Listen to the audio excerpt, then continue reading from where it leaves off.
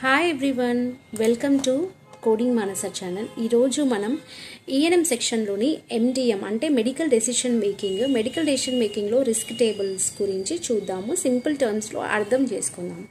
ఓకేనా?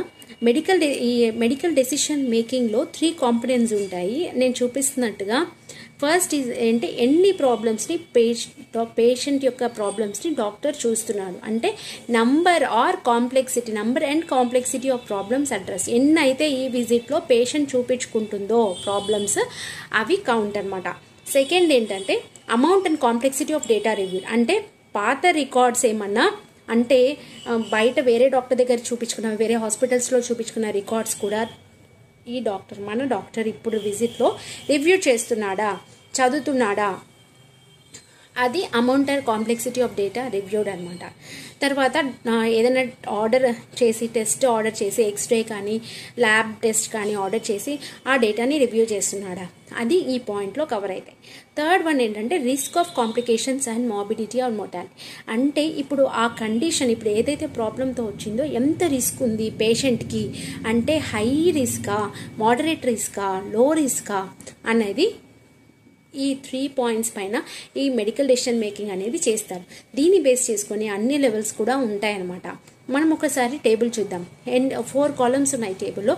ఫస్ట్ ఏంటంటే level of MDM, second problems addressed, third data reviewed or analysed, fourth risk. First level of ఎండిఎంలో 4 levels ఉన్నాయి: straightforward, low, moderate and high. ఓకేనా? ఇప్పుడు straight forward చూద్దాం. రో మొత్తం చూద్దాం. స్ట్రైట్ ఫార్వర్డ్లో ఏదో ఒక ప్రాబ్లం తోటి పేషెంట్ వస్తుంది, అది కూడా చాలా మినిమల్ కండిషన్ అంటే ఫింగర్ పెయిన్ తోటి వచ్చింది అనుకోండి పేషెంట్. ఆ ఫింగర్ పెయిన్కి ఏం చేస్తాడు, ఏమి పాత రికార్డ్స్ అవసరం లేదు. ఇప్పుడు కరెంట్ ఫింగర్ పెయిన్ అని చెప్పి ఏదో పిన్ను గుచ్చుకున్నా ఏదో ఫింగర్ పెయిన్ వచ్చింది, ఫింగర్ పెయిన్కి వచ్చింది. ఆ ఫింగర్ పెయిన్కి ఏం చెప్తాడు, ఆయింట్మెంట్ పెట్టేసి పంపించేస్తాడు. ఓకేనా? లేదంటే ఏదైనా పెయిన్ మెడిసిన్ ఇస్తాడనమాట. మినిమల్ రిస్క్ కాబట్టి డేటా ఏమి రివ్యూ చేసినా చేయకపోయినా పర్వాలేదు, రిస్క్ మినిమల్ కాబట్టి దీన్ని స్ట్రైట్ ఫార్వర్డ్ ఎండిఎం. ఫింగర్ పెయిన్కి వచ్చాడు, ఫింగర్ పెయిన్కి మెడిసిన్ ఇచ్చి పంపించేశారు. దీన్ని level of MDM straight forward అంటారు.